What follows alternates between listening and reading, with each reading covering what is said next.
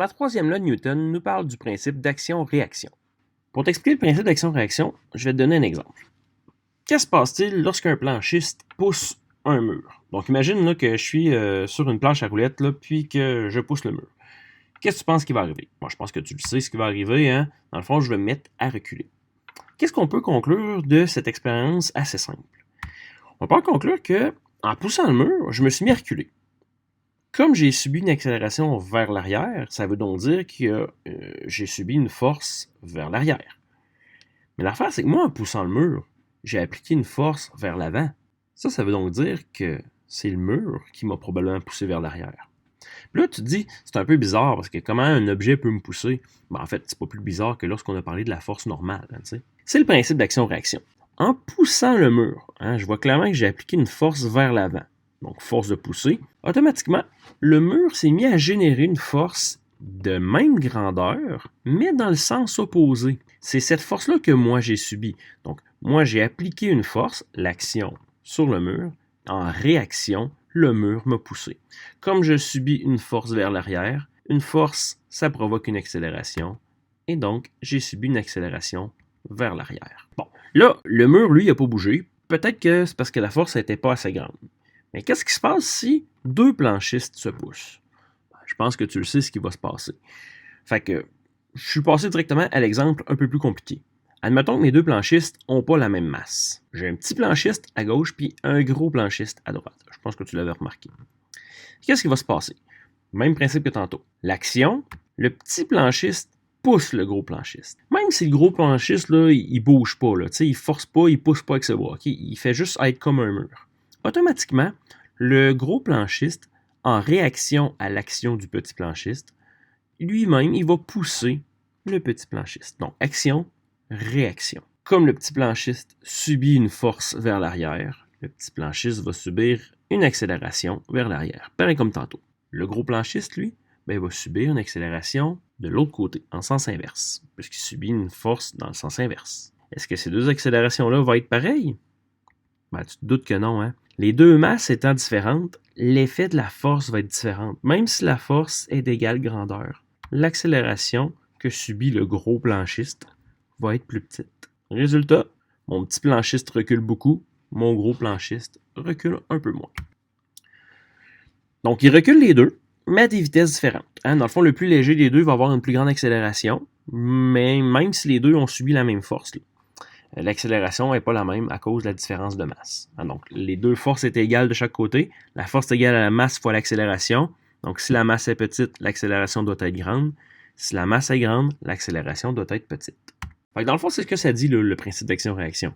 La troisième loi de Newton stipule donc que si un corps A exerce sur le corps B une certaine force, le corps B exerce lui aussi une force de même grandeur, mais de sens opposé. C'est ce qu'on appelle la loi d'action-réaction. Ça nous dit que dans le fond, toutes les forces viennent par paires. C'est ce qu'on appelle des paires action-réaction. La paire de force action-réaction, elle doit toujours s'exercer sur deux objets différents. Ça, c'est ton meilleur truc pour pouvoir reconnaître une paire action-réaction. On va voir ici quelques exemples de paires action-réaction. Donc, le premier exemple, c'est l'exemple qu'on a utilisé tantôt avec le planchiste.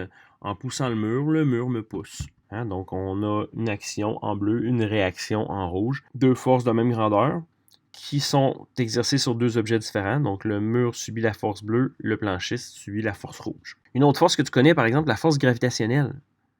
Si moi je saute dans les airs, la Terre m'attire par sa gravité, ça veut dire que moi aussi j'attire la Terre. D'ailleurs, on l'avait vu lorsqu'on avait vu la force gravitationnelle, ça s'exerce dans les deux sens. Alors, tu peux me reconnaître ici, au-dessus de la Terre. La Terre m'attire avec une force envers. Ça veut dire que moi, j'attire la Terre avec exactement la même force.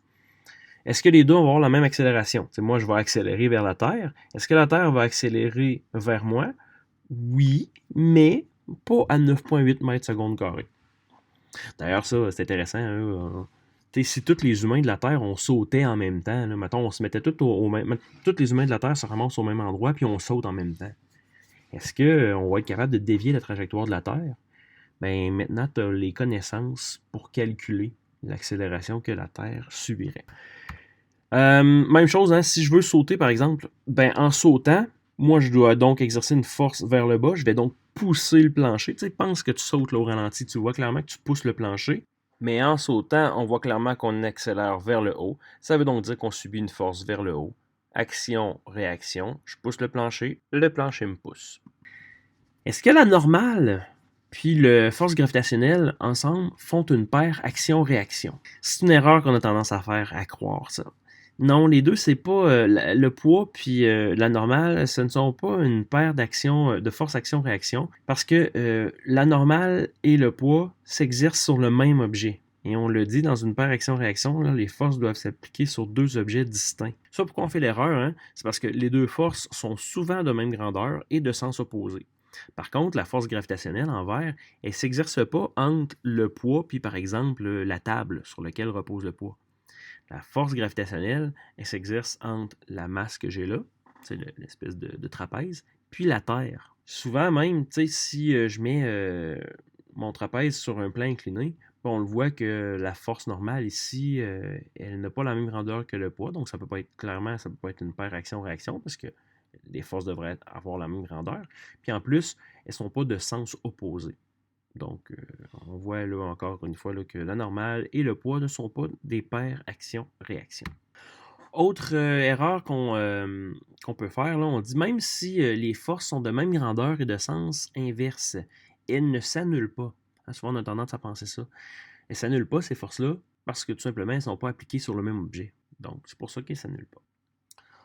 Truc intéressant avec la troisième loi de Newton, ça explique beaucoup de moyens de transport, comme par exemple juste la marche. Tu sais, dans le fond, là, si tu faisais semblant de marcher, pense-y, mettons que tu le fais au ralenti, là. Tu sais, quand tu marches, en réalité, ce que tu fais, c'est que tu pousses le sol. Donc, tu appliques une force vers l'arrière, puis le sol, en réaction, lui, va te pousser vers l'avant. Donc, toi, tu pousses vers l'arrière, le sol te pousse vers l'avant, résultat, tu subis une force vers l'avant, donc tu accélères vers l'avant. C'est le même principe là, avec une voiture. Par exemple, quand tu imagines un pneu, là, ce qui est en contact avec le sol se dirige vers l'arrière. Donc clairement, les pneus poussent le sol vers l'arrière. Le sol pousse les pneus vers l'avant en réaction. Puis dans tes notes de cours, on a exactement le même genre de principe là, avec une fusée. Alors, c'est la dernière vidéo de notre série sur la dynamique. Alors, on a tout terminé la matière pour ce deuxième module de mécanique qui était, à mon avis, le plus difficile.